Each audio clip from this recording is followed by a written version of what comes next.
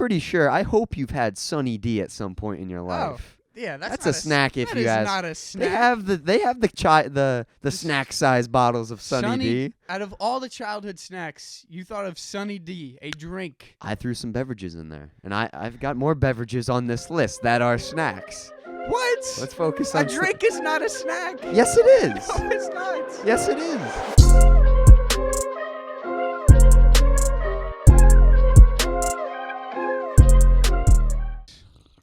Are we starting the episode with you drinking water? Let's do it. Back with episode 7. Back with episode 7. As you get to join in right as Ethan's drinking his water. I didn't bring any water for this episode. Redner sponsor us, I guess. But anyways, we got a good episode today. We're starting off with our ego meter, except Ethan. I don't know we're starting with that. Okay. Because Ethan is not doing the ego meter. I'm doing this episode's ego meter. This ego meter for this episode, Ethan, is... Garrett, today you're going to be rating childhood snacks. The best snacks from our childhood. And look, some of these snacks, they might be existent today, but I solely remember eating these from when I was a little Jimmy. Yeah, and I'll put this out there too. I'm in the preschool 3 to 5 days a week right now, observing, subbing, whatever it is, and there's nothing more preschool-like than snack time. I'm seeing plenty of kids with all these different types of snacks. I'm eating a lot of snacks during snack time.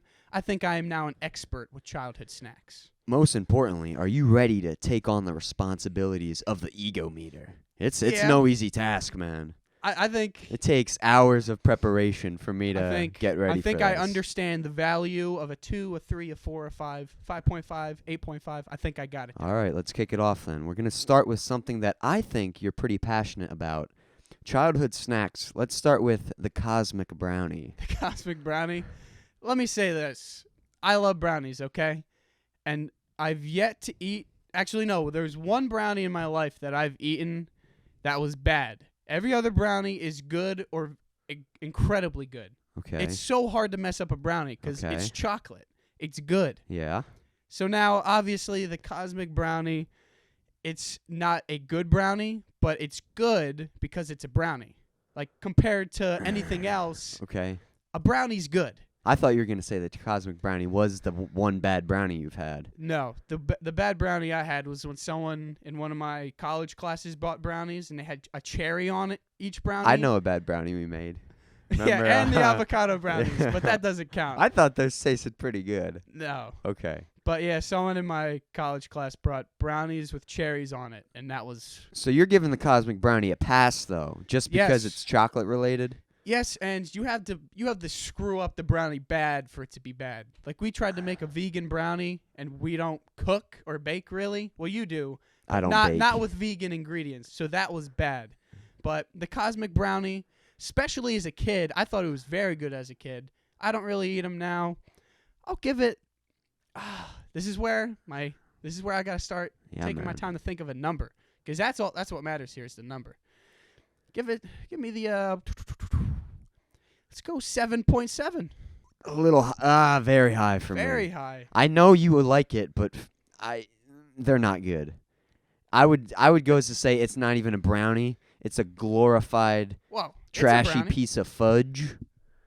We need to make it official what the difference between fudge and a brownie is.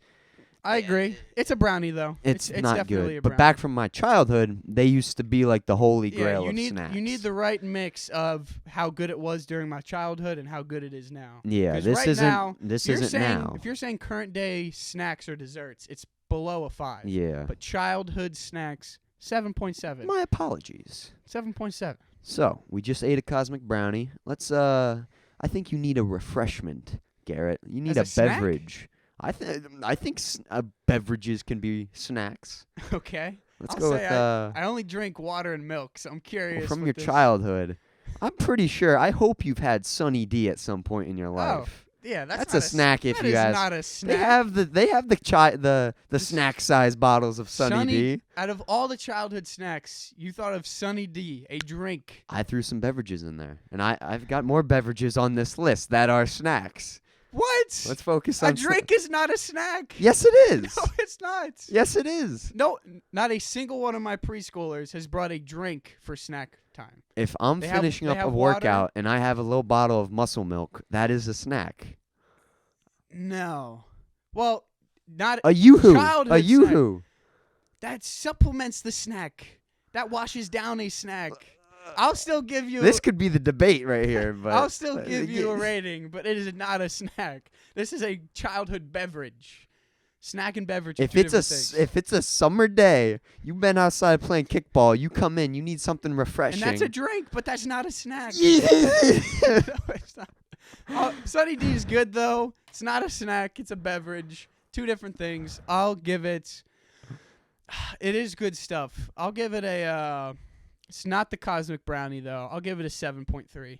Proper. Passing. It was delicious, but so much sugar. You could feel your teeth, like, disintegrating. A little bit, when you would clack the teeth together. I see what you're saying. I guess it's not a snack. You had some valuable points, but we're not going to go any deeper into this. It's not a snack. Next up. Maybe not the most pizzazalicious snack. I just thought of that word. It doesn't have a lot of star power to it, but I think it's pretty underrated. The animal cracker. Underrated indeed. That is a childhood snack. That might be the face of the childhood snack. I don't know. Not the best, but the face. Like that's your OG. Yeah. That's like the Bill Russell of childhood snacks. The animal cracker. Yeah. I have a good story with the animal cracker. In 5th grade, I once got an animal cracker that was twisted where its head was touching its behind. Oh my goodness. That might have been worth something. I ate it. Yeah, like those Doritos that are like those Cheetos that are like in the face of like a human or the shape of a human. Yeah, but this one it was twisted like that. No. So, I don't know, but anyways, taste-wise, I like the frosting animal crackers. I'm going off the unfrosted. Yeah, unfrosted right here, yeah. Just because of how iconic it is, that's what's carrying it. This is purely based off of flavor. No shapes, too. The animal shape is what carries it, too. Yeah. It's passing. It's not good. Taste-wise, 6. I'll give it a barely passing That's out of 6. respectable. I think there's a little bit, there's a hint of vanilla with the animal cracker. Kind of like the vanilla wafers, if you remember those. Yeah, but in today's day, the children, they are not bringing in animal crackers. I don't think I've seen animal crackers at the preschool. All right, so 6.0, that's what you're giving it? Yep. All right, next up, we've got, I would say this is the opposite of the animal cracker. This is, hey, look at me, look at me. I'm that. I am the snack that you want. It's the fruit roll-up. Fruit roll-up. I'm a Gushers guy over a fruit roll-up. And is it a foot? Okay. Can we confirm that it's a foot? I think it's more than a foot. Or is it less than a foot? Well, yeah, let's do fruit by the foot. I forgot that's what it's called. Fruit by the foot? The one foot? where you... Yeah. Yeah. Where you roll it out. Oh, fruit roll-up's like a square. I had the square in mind, but then I thought of the one where you roll it out like tape. Yeah.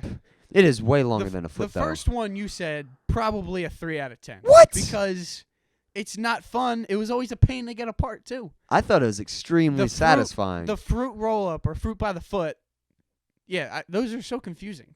The other one's not even by a foot. But anyways. It's like a square. Yeah, but the fruit by the foot, that one is fun. I enjoyed eating it, like, just drop it in my mouth. And you could play with it. And there's nothing like a childhood snack where you can play with it and not get yelled at. So for that reason, I think it's the same ingredients pretty much, but just because you can roll it up well over a foot, the 9.1. Wow. It's I make that sound, but I agree there. It's genius. We need to bring back playing with our food. Not only playing with it, the fruit by the foot, it involves math because you learn. Is this a foot? Yeah, it says or it requires you to do mathematical calculation on your snacks. Because I'd say more people are questioning, is this a foot, not assuming, yes, this is a foot. Yeah. Because everyone rolls it up and is like, no, this is more than a foot. It's by the foot, not a foot. It's fruit by the foot, not fruit foot or foot of fruit. Yeah. Okay, I like that. Yeah, 9.1, that's the proper rating if you ask me. I think they taste delicious too. They're I haven't good. had one in forever. They're good. But we're going to finish it up with another beverage. This is a beverage that I loved. When I was a kid, I would want to feel grown up. Can I predict the beverage? Sure. Is this Kool-Aid? No. Okay. This is a beverage that when I was a kid and I wanted to feel grown up, I would open up the fridge and I would take the 6-pack of these and I would start chugging them like I would pretend to be some sort of old man like chugging beers and stuff. It would make me feel nice and old and grown up. I think I know where you're going with this. The Danimals. Oh. What did you think I was going with? I was thinking the Huggies, like the barrel. No. Danimals. The Danimals. Isn't it just yogurt in a bottle? Is it a drink or is it yogurt? It's a thin yogurt. I'm saying it's a yogurt. And I mean, you drink that it. is a snack, though, because it's more of a yogurt. You drink it, though. You can drink yogurt. It's closer to yogurt Garrett than with a the beverage. hot takes today. I'd say a Danimals is closer to milk than yogurt. Well, milk and yogurt are very similar, but milk is a lot thinner. I would say the Danimals is closer to. I need to look at a Danimals current day, All right. but with my memory, it is quite thick. Okay. So, it's probably, again, I'm saying it's yogurt. I'm comparing it to other yogurt products. It might not even be top 5 when it comes to yogurts. The number 1 yogurt is easily Trix.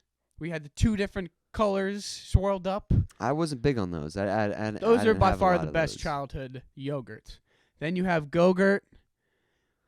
What are some other yogurts? Some childhood yogurts. There's a ton of them. I don't know if I'd call these childhood, but they had the ones with like the cookie crisp on the outside and the M&Ms and the Oreos. Yeah, no, those are. Yeah. I still eat those today. What are those even called? I don't know. You pour the Oreo in or you pour the M&Ms. I think that's a very childhood. adult-like snack right there. It is, but it plays both roles. It does a good job of including the childhood and the adults. But for Danimals, 2.2. 2.2. It's remind like the 4th you, best yogurt. The Danimals had one of the best commercials out there and one of the best mascots. That they monkey. Had a great commercial, and that was it. If it wasn't for the commercial, it'd be lower. So you don't know the satisfaction of running in on a hot summer day and just like chugging 8 Danimals? That's the problem. You need 8 of them to be satisfied. It's a tiny little thing. Yeah, well, Yeah. He said these are wild takes. I think I've defeated him in all You've drained so much energy out of me with this ego meter, Garrett. I hate to be a Debbie Downer on that, but no. So 2.2 for the Danimals. 2.2 for the Danimals. So disrespectful. It's not. It tries to be a I'll drink. give you a pass because it sounds like you didn't grow up with the Danimals. There's better options. I don't think there is. I think it's no different than half of the other yogurt products, other than they put it in a bottle. There's nothing unique about it. There's nothing good about it. I don't think it tastes that good. I've had a few of them. I was never like, I need this again. I think with a Go-Gurt, though, a Go-Gurt is gone in like 2 seconds. And that's Also, a yogurt, though. Danimals, I see as a beverage where it's okay to just chug it and smash it. No, I'm not a huge fan of Go-Gurts either. But it's not the amazing. Trix, I love those Trix, man. That's a childhood memory. Just crack a nose open, being like, what 2 colors am I going to have? We've got Danimals, 2.2, Fruit by the Foot, 9.1, Animal Cracker, 6, Sunny D, 7 point something, I think. I don't know. It'll be on the screen. And you gave the Cosmic Brownie a 7.7. Yep.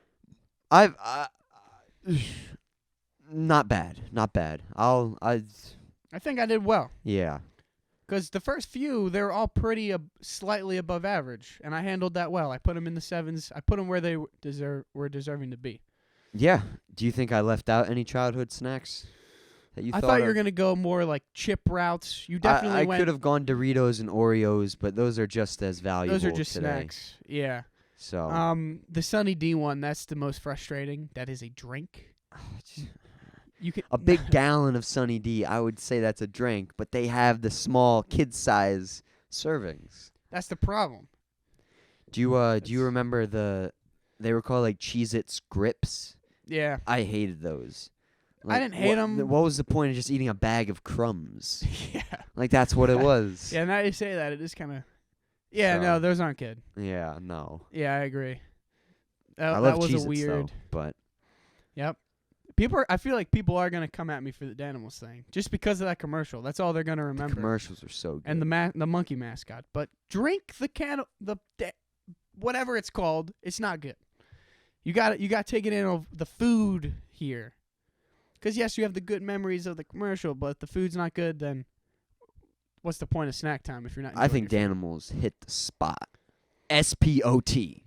Spot. That's it for the ego meter, though. Hey, you probably won't get me for a little bit, so enjoy this one. Childhood snacks. All right, moving on to our trivia face-off. Or are we doing the debate? Is trivia up first? I thought the debate was... You're right. Okay. You are right. Yeah. How do we want to kick this off? Come out swinging? Come out swinging? Well, we have a few debates that already kind of arose, and this one also involves food. And beverages. Yes. Look, I'm just going to come out and say it. This doesn't apply to all cereals. Just say it. But what is better, cereal or the leftover milk? What do you look forward to more when eating a bowl of cereal? It's the milk. No. Yes. No, it's... Now, look, there are cereals that do not improve the taste of the milk, but... I'll give you at least 30 to a minute. I'll give you unspoken, you're gonna let me explain? uninterrupted speaking. This can't apply to all cereals, so you have to take that in mind. But I'm saying the percentage is that more times than not, the cereal improves the taste of the milk. You got like Cinnamon Toast Crunch. You got cinnamon flavored milk. Amazing. You got Cocoa Puffs. Now you got chocolate milk. And nothing is more refreshing than a cool bowl of milk that is now flavored better than the cereal. And then you have the people, too, that eat cereal dry. I think that's disgusting because the best part about cereal is the leftover milk. And if you don't like milk, then you just have to grow up. The people that pour the milk out afterwards, they got to grow up. Too many people are doing that. The milk is amazing. For some reason, there's a stereotype that milk is gross. For some people, I think it's the milk weird is when amazing. You think about it. I think milk is amazing. Most cereals improve the flavor. I don't think I've had one that hurt the flavor of the milk. Just some improve it more. The cereals I eat anyways, they make my milk taste amazing. It's refreshing. It washes down what I just ate. You don't even need a drink. It's an amazing way to end a nice dish of cereal. Can I talk? Go ahead. I mean, it's cereal. It's cereal. Cereal is one of the best things given to man on this planet. Nothing's wrong against cereal milk. I don't pour it out. I drink the cereal milk. Good job. But when I make myself a bowl of cereal, I'm not thinking about the cereal milk. I'm thinking about enjoying some beautiful, crispy, crunchy Frosted Flakes, beautifully drenched in some milk. And then after, I'll drink some milk later. I'll drink the leftover milk, but it's nothing to write home about. Look, obviously, the point of cereal is to fill your stomach. So, yes, you will be at first looking forward to the cereal. But halfway through my cereal, I'm like, all right, now I'm just looking forward to finishing this thing so I can gulp down on some good milk. What you're doing is you're saying that the milk leftover is the icing on the cake. But I see it as you just want to sit there eating spoonfuls of the icing out of the can. You don't want to eat the cake. You just like, no, I enjoy the cake, but what would a cake be without icing? I would rather have the cake. I would rather eat cake with no icing than icing with no cake. I agree. Is that another debate? I agree with cake, but not with cereal. I would rather have Cinnamon Toast Crunch flavored milk other than dry cereal. I would rather have cinnamon milk than regular milk. Why is that not a thing? I think it is actually. Is it? Yeah. But you said Cocoa Puff cereal. That Cocoa Puffs are terrible. So that's just a very average chocolate milk that you have left over. No, Cocoa Puffs are good. You drink it and you're like, this isn't chocolate milk. This is like some weird Cocoa Puff residue liquid. You're trashing it a little too much. Okay? Cocoa Puffs are good. Cocoa Puffs are terrible. They are good. Terrible. Not amazing. They are good. The milk afterwards is improved because now it's chocolate milk, which is amazing. It's not. It's close enough. It's chocolate tea milk. It's chocolate flavored milk with chocolate milk. It's not better than like your Clover Farms or your True Moo or your Yoo-Hoo, though. Well, it's a poor man's but chocolate again, milk. you're eating cereal, which for me, it kind of gets stuck in the teeth. Would you say most cereals are kind of stuck on your teeth a little bit? I feel wouldn't. like- No, I wouldn't. Are you serious? Yeah, 'cause Just a little bit on like the top of your teeth. no, I don't think I've ever had that problem. Most of what you eat, especially something crunchy like chips, it's stuck in your teeth. Then you drink the milk. Definitely it like washes it popcorn, down. but I don't think I've ever had that Like with cereal. the top grooves of your teeth. Yes, you probably don't notice it because you brush your teeth once a day. But oh yes, my! it is there. Low blow. Yes, but when you drink the milk, it helps wash that stuff away. It's refreshing, it's cleansing, and it's more flavorful. But what you're saying is, if given options between enjoying an entire bowl of cereal or just having straight up cereal milk, you would take the cereal milk over the bowl? I would take them both together, but I would take the milk over the dry cereal on its own. Well, yeah. I wouldn't. I do not eat cereal dry. It's the experience of you need the bowl of cereal. That's what it is. Yeah, I'm taking them both together because then I have the milk. But if it's dry cereal against the No, I'm flavored talking milk, a bowl of cereal with the cereal and you pour the milk in it. Yeah, I'll take that because then I still get the milk. Why would I take just the milk when I could have the milk and the cereal? I don't know, but you're saying that the milk is better than the cereal. What makes the milk good is because you go through eating a full bowl of milk or bowl of cereal. You have some of that residue stuck in your teeth. You just ate a bunch of crunchy This residue. and then you rinse it down with delicious milk. It's more of a how do you say this? I get more excited over the course of eating a bowl of cereal for the milk at the end. It might not be better, but I look forward to it more. If I'm eating a bowl of cereal, I am more excited for that next bowl of cereal. I'm more excited for the refill than the milk. I'm like, oh, there's some good cereal. You're a refill person? I have no less than 3 servings of cereal if I eat cereal. Now you got to drink the milk, then pour in a new fresh. Oh my! That milk is getting a little hard used there. I see what you mean. Yeah. Yeah, because then it's too flavored. Sometimes there have been instances where I haven't enjoyed the milk because it gets to the point where it's like it's too sugary. I'll say this when the milk is the worst, and then in this case it is worse than the cereal. Some cereals that make it worse: Frosted Flakes, Special K, all of the cereals where it's impossible to eat every single piece of cereal. Because I hate drinking my milk and there's still pieces of cereal left. That in that case, yes, milk is. I hate drinking that milk because I just don't like drinking clumps of stuff. Makes you feel like you're drinking dishwater.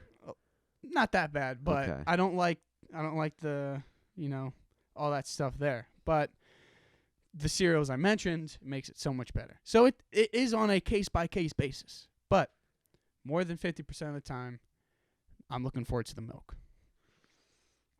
It's not bad, but I am so high on cereal as an item in the American food list. What are you giving cereal in the ego meter?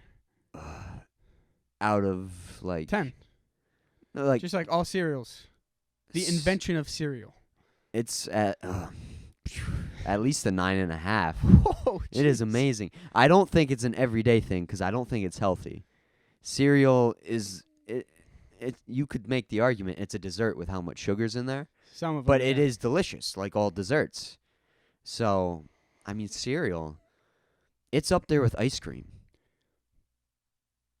I'm not a huge ice cream guy, but no. I'm still taking ice cream. And you were also the person, too, who ate cereal with water. I had cereal with water. Yeah. Now, that is disgusting. That is dish water. Have you ever tried it?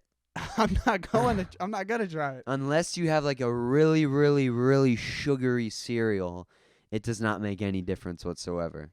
Like Honey Nut Cheerios or just normal Cheerios, you won't recognize the difference. I don't know, man. And you were also the person, this is going to help my case here. You were the person who would drink milk with Skittles in it. Skittle milk. Because it improved the milk. It's the same thing with cereal. That was from a Rhett and Link video I saw. Do you know who those guys are? No. Wow. Uncultured. They did like a thing like where they would put different things in cereal, and one of them was Skittles. And so later that day, I tried the Skittle cereal. I thought it was delicious, being the fat kid I was. So I put you on it, and then we realized something about the milk. It made the Skittles like so incredibly hard. So it was disgusting. It was cold. The Skittle milk was pretty delicious. Yeah, it's the same thing with most cereals.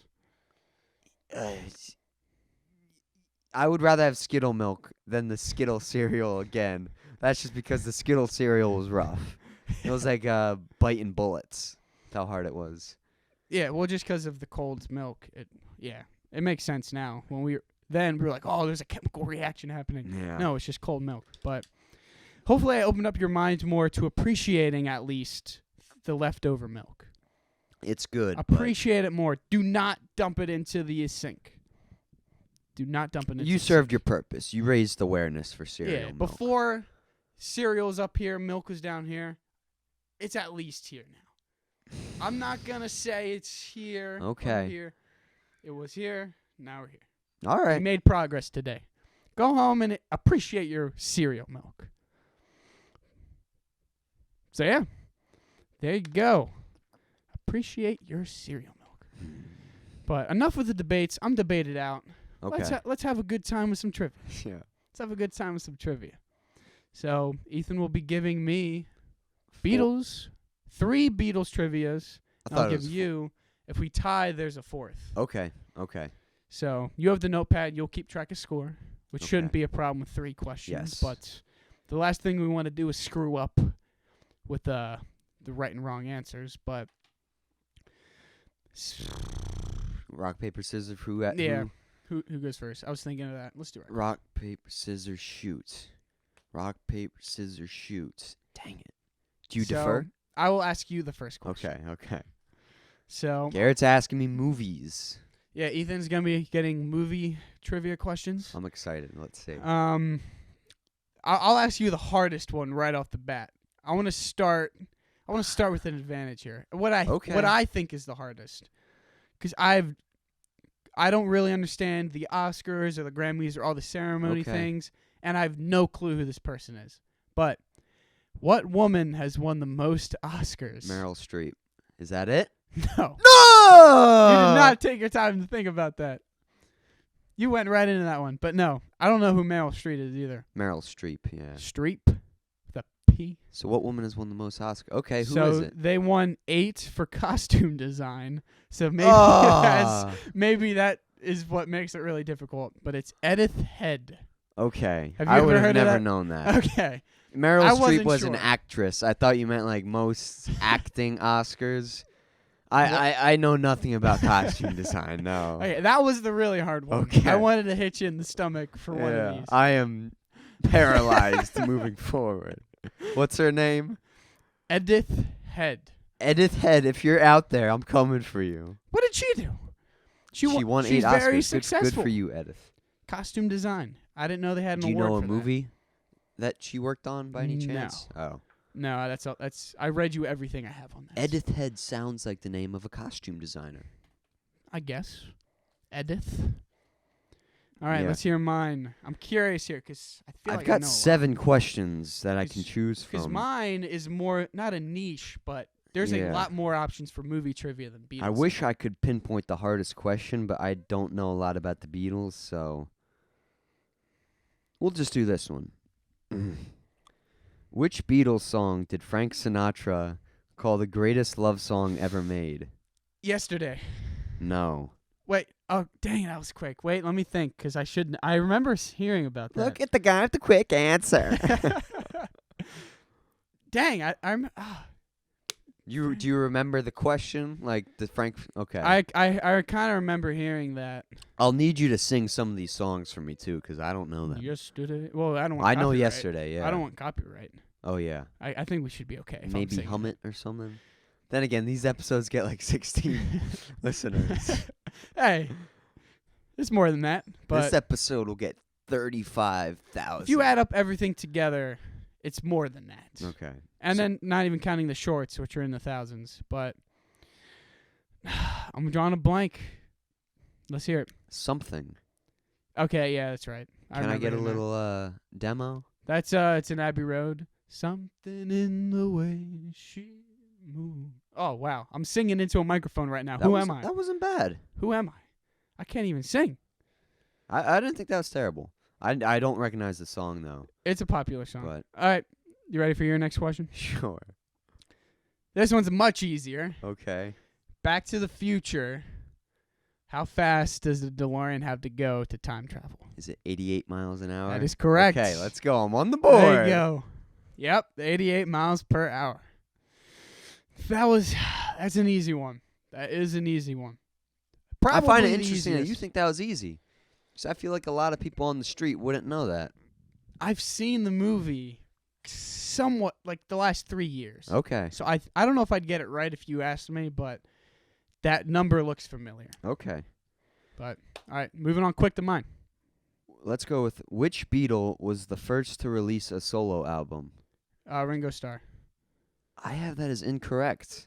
I know for a fact that is correct. I have George Harrison, Wonderwall Music in 1986.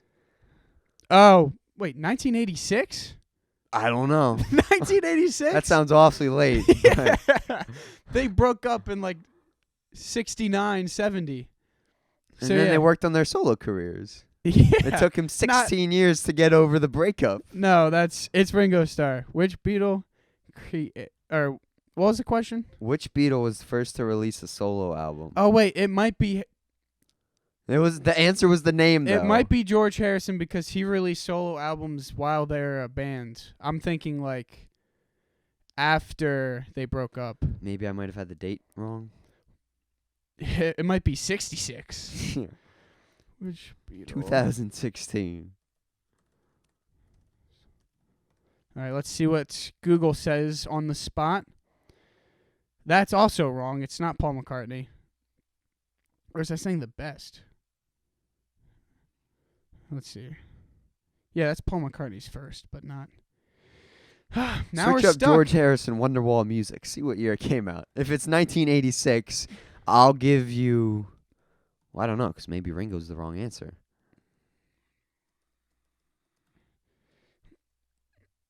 $1968. And that would be correct then, because... That sounds kind of right. Yeah, I forgot that he released stuff while they were a band. Okay. Ringo Starr was the first to release an 68, album. 86, I think I might have just mixed it up. Yeah, I'll get tested for dyslexia. But as the fan, Ringo Starr released the first solo album after they broke up. Okay. And this album by Harrison... Oh, no, I'm thinking of Extra Texture. I don't know this album, actually. But it's not good enough for me to... I know a lot of Beatles songs. I don't know any from this album. All right. So it's probably just like instrumental stuff, honestly. But that's kind of a trick question. I'm sorry. Kind of.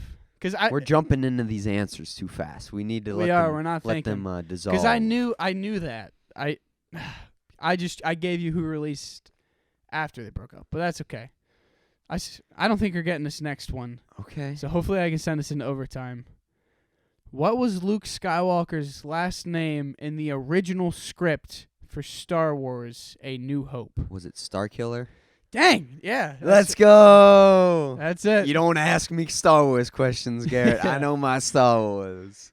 Dang. Yeah, I thought that would be my family's tough. out there, I got you guys. I got you guys. That was kind of tough. I never heard of that. All right, yeah. And I didn't even give you the full question. It was the name went on to be used for a military base similar Force to the Awakens. Death Star in Force Awakens, yeah. I wasn't going to give you that because I needed the extra help, but originally instead of Star Wars was originally meant to be called a Blue Harvest. That's why in Family Guy Star Wars the first edition is called Blue Harvest. Oh wow. It's a little callback. Oh, there you go. Now you're learning something on All here. Right. So I think I clinched the win with that. You did. I still want my next question. I might even give you this is a terrible effort as a Beatles fan. I would hope this one is easy for you. What was the Beatles' first single? Love Me Do. There you go. Yeah. Got on the board. Love Me Do. Kind of very old. Oh, love me do. Yep. Nice. Do you want to ask the remaining ones? Yeah, just for really funsies? quick. We won't discuss them, but I'll ask it. What's one movie in the Marvel Cinematic Universe that is featured in Washington, D.C. as the prominent setting? Captain America, Winter Soldier. Yes. 3 out of 4, man. 3 out of 4. I thought you were going to give me some like really like cinephile hard ones. Thank you for that. The first one was really hard, but then I realized I should at least know the movie. Because the first one, yeah, it was incredibly hard. I gave you ones that you had a chance on. Okay. And I'll ask you, what was the working title of Yesterday? What does that mean, working title is like, for instance, Star Wars, the working title was A Blue Harvest. Oh, so before something's like finished, they'll give it like before Yesterday? Oh, gosh. I don't know. I guess I'll take a guess. Yeah. Now that you gave me the S sound. I have no clue. Sombrero Sunset? Yes! No. Scrambled eggs. Oh, yeah, I kind of remember hearing that. Yeah. Well, that wasn't what he was going to name the song. That was his filler word, so he could just get the melody. That's kind of what a working title is, yeah. Yeah. We also had what city did the Beatles perform their last concert in? What year? What city? Oh, I don't. San Francisco. I'm not a Beatles fan anymore, man. And how many Grammys have the Beatles won?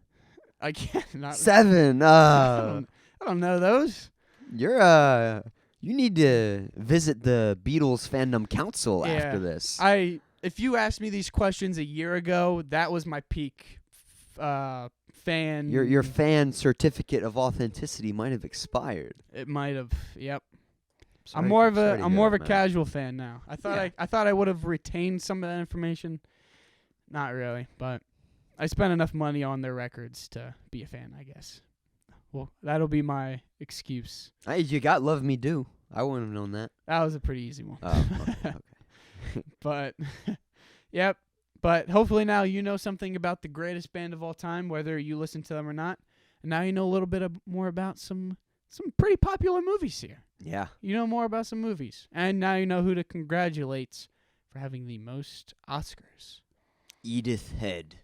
Edith Head. Good job. I think Meryl Streep has the most acting Oscars for a woman, but no way she has 8. But yeah, which is more impressive. I don't know how important the costume designer is. Yeah, I can't think of a movie that she was in that you would know. I think she was in the Mamma Mia ones. Those are musical. Yeah, I think the high school did that. Yeah. That's as far as I can go. Our high school did that. But, all right. Last segment here, we're going to go into some Would You Rather questions, going a little bit off our script here. We've yet to do Would You Rather questions, surprisingly. That's like such an easy segment. We figured it was too basic, yet here we are in quite the predicament, and we have to think of something on the spot. Yeah, we're doing some Would You Rather questions. Why not? But let's hear the first one. So first one was given to me by one of our producers. It was Garrett. It's a pretty deep one. Would you rather know your parents' deepest, darkest secrets, or would you rather know what anyone around you is thinking of you? So here's the thing with this question. If I know my parents' deepest secrets, there's 2 outcomes. Either one, they don't have any deep secrets, or they will, but none of them are threatening to the relationship I have with my parents.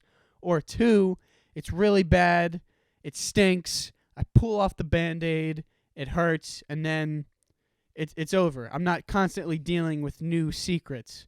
Now, everyone I'm surrounded by, that's constant pressure. That's constant information being thrown at me like, oh, this guy's ugly. Oh, this guy's amazing.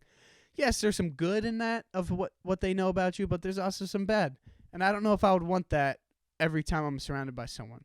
So while I'm taking the risk of ruining family, which is more important than the people you're always around, I think I would trust my parents enough that their deepest secrets are not as bad as they could be. Because if they murdered someone, then dang, I just ruined everything.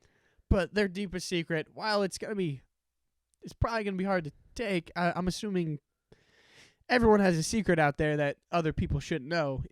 Maybe you don't get arrested for it, but... So you're going to know their secret or not? I'm taking their secret, yeah. I go the other way. See, that's just too much of an everyday obstacle? What was it? I don't know if I would call it an obstacle though. Every maybe person knowing you're what around? someone thought of me, maybe that could fuel me. Maybe that could be my energy for the day. And a lot of times when you try to talk to someone, the biggest obstacle is, oh, who knows what they think of me? Oh, they could. What if this happens? What if that happens? If you know what they think of you, you got nothing to worry about, I feel like. There's some good things with it, but I feel like surface level, they're good. A year into it, it's bad. I think it'll come to backfire. It would get exhausting. Yeah. Just having all that information. My brain, I would probably have like an aneurysm at some point because of how much knowledge I am intaking. Like, yeah. If I'm at a mall, I wouldn't be able to focus on my shopping because there would just be, well... Unless they have no thoughts about you. Yeah, they wouldn't have thoughts about me. So that's but the if thing. they look at you and like, oh, I like his shoes, then you'll get that in your brain. It's like, I didn't need that dumb information. I don't care what they think about my shoes. I love a compliment. I would take If you that. could turn it on and off, I'd pick that one. But if I'm getting every single thing, then no. I'm just not willing to take the risk that my parents, like, murdered someone at some point in their life. Not that I think they would do that, but it's too much of a risk that I can't take. Yeah, but it's putting it on them. Because a secret, if I don't know this secret, I feel like it's not a good thing. Is there such a thing as a good secret? Oh, it'll be a bad secret for sure. But I don't know, man. I would go the other way. I think it's pretty easy. But I don't think my parents have any recent secrets that I would care about. I'm saying it would have to be like in the last 5 years where if they kept a secret that was so bad for it to impact me. Yeah. If I wasn't even born and they have a secret of like when they're in their 20s, I don't think it impact now. It wouldn't have consequences on you, but it may leave like a pretty bad taste in your mind, depending how bad it is. Yeah, I don't. I would hope my parents wouldn't have a bad secret, but I can't take the risk. Maybe and I think the other option could help me. So. Yeah, maybe ask your parents this would you rather, and if they pick the other one. I'll say, Mom, are you hiding something from me? And then you find out you're adopted. There's no way you're adopted because you and I your look dad. like my dad. Yeah, you and your dad have the same hairline. That's. We just look identical. Yeah. That would be something though, and maybe it's maybe not. Maybe my dad's adopted too, and that's their secret. That would kind of. You can adopt a husband. That's what my mom did. I don't know. Do you have any other would you rather's? Let's think of one. Well, you couldn't think of our last segment.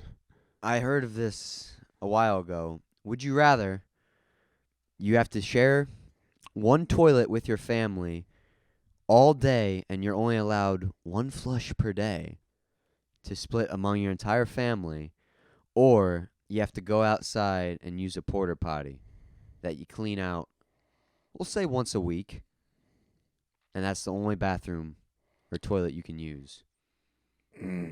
So essentially, would you rather use a porta potty or have to deal with a clogged toilet every day? So here's a flaw in your question here. If I'm only allowed to use the porta potty, I can't use any outside source of a public bathroom, then there's no way I picked that. If I'm out 10 miles away from home and I gotta use the bathroom, I'm not using the porta potty. If I can't use anything Let's say your home bathroom is a porta potty in your backyard. That's what you need to there use. you go. That's what you should have said. I'm just all right. I'm Would you reading rather the fine police? lines here. Look, way too many times in my household, not to call out anybody in particular, but somebody in my household thinks it's funny to go number 2 in the toilet and leave it there for the next person. That is maybe the least funny thing. It's disgusting. It's a borderline act of terrorism. It's awful. It's stopped as of recent, but there was a good period of time. Did this take any enforcement to make it stop, or? I don't think anyone was stopping I'd call the cops this guy. on this person. I don't think anybody was stopping this particular person with their motivation to do such things. They were proud of it, I think, and they wanted to share it. No. I've been at your house too. You basically only have the one toilet. We have 2, but we have one downstairs. Yeah, but we have the main. Yeah. And yeah. No, and it's gross. And if they're doing that daily, everybody can't flush. You take one person who doesn't flush, knowing how bad that was, and you have 4 people, or in your case, 5.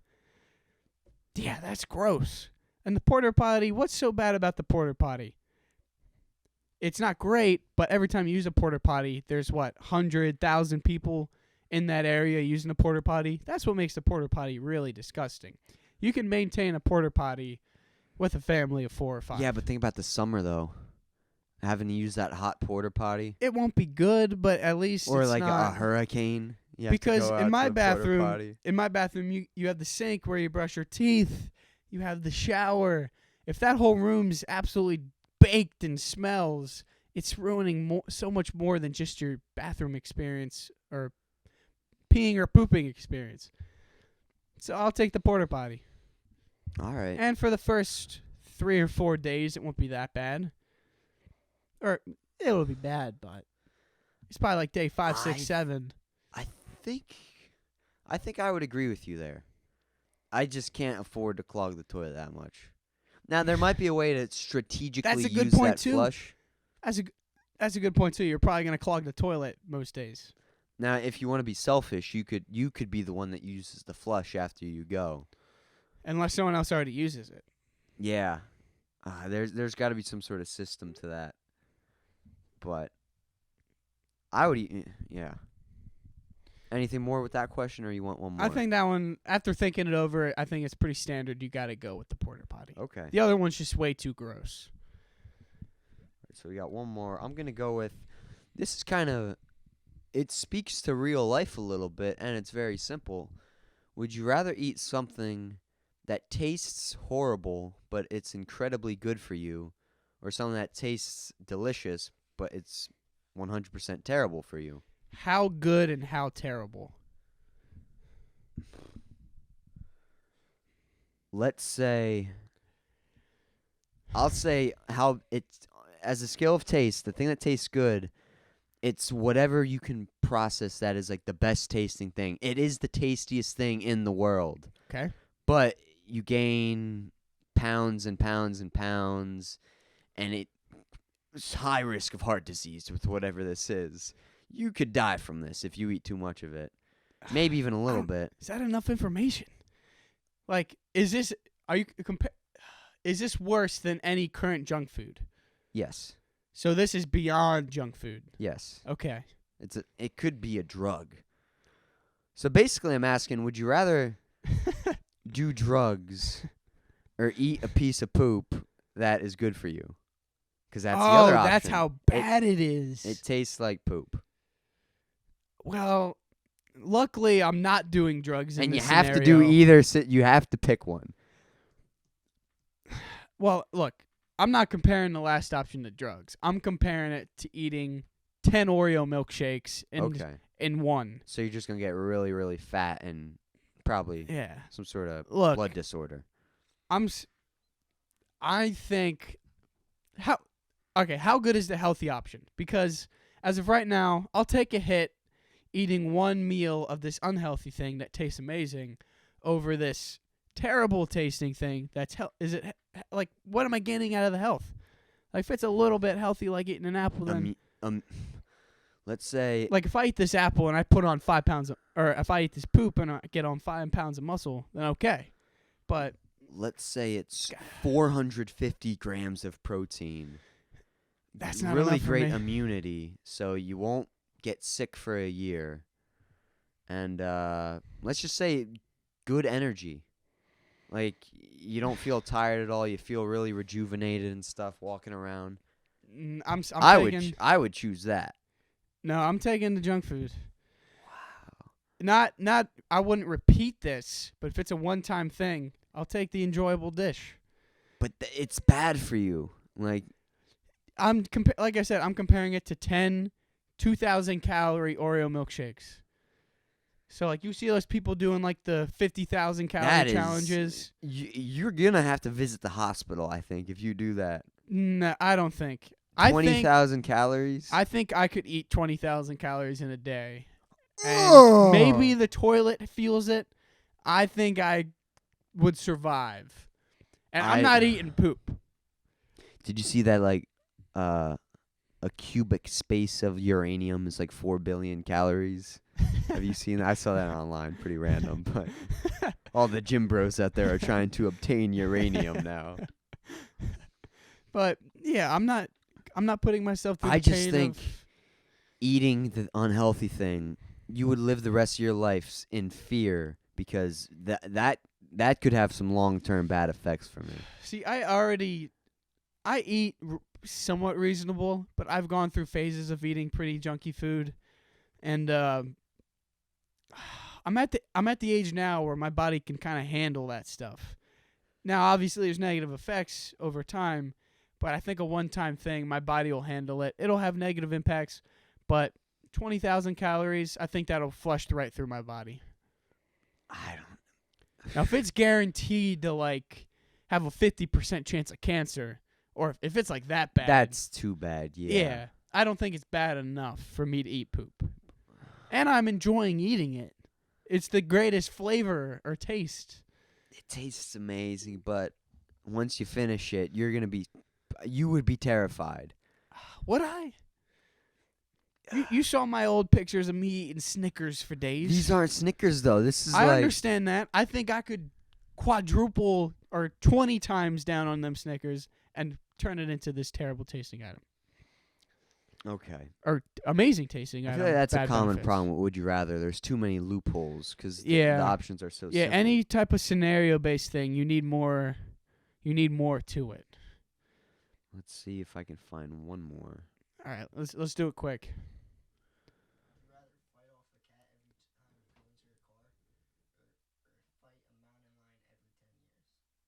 That's a great option. Our producer's on the side Our here. producer just asked, would you rather have to fight off Mr. Producer like a house cat? Would you rather have to fight off a house cat every time you go to your car, or would you rather have to wrestle a mountain lion every 10 years? I hate cats. So The house cat isn't killing me. It'll be a really... the mountain lion could kill you. I think the clear answer is the house cat here. It's tough because you get into your car, let's say 2 times a day, 700 times, 7,000 times over the course of 10 years. You need to fight this cat, and I'm assuming that cat's fighting you. So it's and that cats are still pretty. They're gonna leave a mark. So 7,000 times or one mountain lion, and that's roughly 7,000. It could be more. I think preparation is a big aspect, though, because moving forward, you would know, going to your car, hey, I can't be wearing shorts. I need to put on some leather pants. But you can also prepare for 10 years for a mountain lion. Mr. Producer, would we know, like, when we have to fight this mountain lion? Okay. So I could just arm myself with a gun, like the day knowing that the mountain lion is fist to fist or... Can I have weapons, Mr. Producer? I feel like if I've got a gun on what me, is the I limit might to actually weapons take here? The mountain lion. A knife? Okay. I would not beat a mountain lion in a fight with a knife. I've been taking some jujitsu classes, but I could not make that thing tap out. I would use my 10 years smartly. I would say, hey, how do I fight this lion? I would find my experts, because I think if you prepare, you have the knowledge to defeat it. There's got to be some cheat code of fighting a mountain lion. You're not allowed to have a firearm or anybody with you. It's just you and this knife. I don't see any way. If this cat wants to kill you, so would the mountain lion. I can't see any way I'm surviving this mountain lion attack. I'm looking up mountain lions. I'd say they're about 400 pounds. 400 pounds. Come on, let's see. So these... Oh, no, they're not 400 pounds. It's the size of, like, a big dog. So I'm going to say, like, 130 pounds. Maybe 150. Okay, yeah, forget it. It said 75 to 175 pounds. I saw that, like, a rhinoceros was, like, 2,000 pounds. But still, Don't underestimate this mountain How lion big being is at a mountain 75 lion? pounds. Oh my, that's big, man. No, you need to give me the house cat. I'm taking a mountain lion. If It'll be a tough day, but then I can live life regularly for the rest of the like. I don't want to. Let's say I have to go pick up groceries. I don't want to not pick up groceries because I'm scared of this cat. Like, it's gonna limit me in way too many ways. Yeah. So if I Remember, take the house every cat, day for 10 years. how many times in my lifetime would I have to fight a cat? Look, 365. No, how many times per day are you getting into your car? 4? 4 times? Not. I'm assuming when you leave, you're fine. Getting into your car 4 times a day.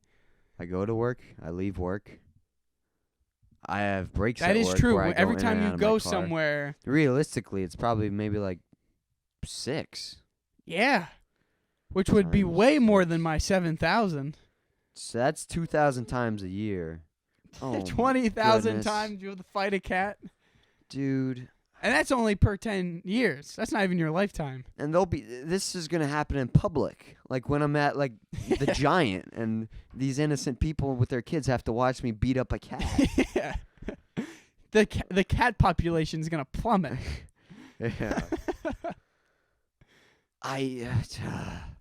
It's still the mountain lion, man. You might die, but then you can say you died to a mountain lion. It's kind of cool. Yeah, that's a good question. Mr. Producer, do you have one more good would you rather? Now you're putting our poor producer on the spot. You might be looking these up. Are these from your own knowledge, Mr. Producer? All right. Did you pick an answer yet? Are you sticking with the cats? I can't because it would just be too much of a thing. It would consume me after a year. I would just be completely exhausted. I have had to beat up 2,000 cats. 20,000 cats. Like, the mountain lion, if I die, it'll be a cool death, kind of. So, give me the mountain lion, man. Give All it to right. me. I was able to change Ethan's answer to the mountain lion. Would it be... Forget it. I was going to say, if I beat up the house cat, there's no, like, legal repercussions that I would have to suffer. No. Right? No. But, yeah, there's your would you rather. And real quick, before we get going here. Oh. Actually, let's do one more quick. Our producer has one more for us. Would you rather be the size of an ant or elephant? Well, I love either elephants. option, I would not be able to live my normal life anymore. I mean, it's either big or small. I'll take the elephant. That's my favorite animal, too, so it's pretty Now, cool. is it like Ant-Man, where if I'm an ant, I still have the strength of a 170-pound man? It's like if you step on me, it wouldn't squash me. Okay, I'll be the elephant then. Okay, yes. If you do not have strength as an ant. But if I'm an elephant, I am no longer a human being. I'm just a really big guy. And the poachers would come after me eventually because of how valuable I am. My head would be on a wall. Yeah. I would die. I would die in either option. The only cool part of an ant is if you can find your little clique of ants or a small bug. Yeah. Like those No, communities. that would be terrifying. If I was the size of like a grasshopper, I would be terrified. That's true. Yeah, that's true too. But if they're friendly, then it'd be kind of neat. And I wouldn't even be. I wouldn't be able to talk to you guys if I was an ant anymore, because you wouldn't see me. Yeah, that's an easier one. So that's okay though. I'll be an elephant. I'll end the episode being an elephant. Yeah. Let's go. All right. Before we go, Ethan's got our Bible verse to close on. Let's do Philippians 4, 6, and 7 off the top of my head. Do not be anxious about anything, but in everything you do, by prayer and petition, present your requests. By prayer and petition with thanksgiving, present your requests to God. And the peace of God, which transcends all other understandings, shall guard your minds and hearts in Christ Jesus. That's a good one that I learned at church last couple of weeks. Boom. Nothing to worry about. No need to be anxious, guys. Yeah, everyone has anxiety. People deal with anxiety. So it's not like, oh, you have anxiety? Oh, that doesn't You shouldn't. All your problems. That's how you deal. That's how you deal with anxiety, right there. Prayer and petition. Just bring all your problems to God, and wonders will happen. There you go. But that's a wrap for episode 7. And 7 episodes, man. Yes. 8, including a guest. Hope you guys enjoyed that Kyle episode. Yep. But thanks for sticking through for the full episode, and we'll catch you in 2 weeks. God bless. Bye.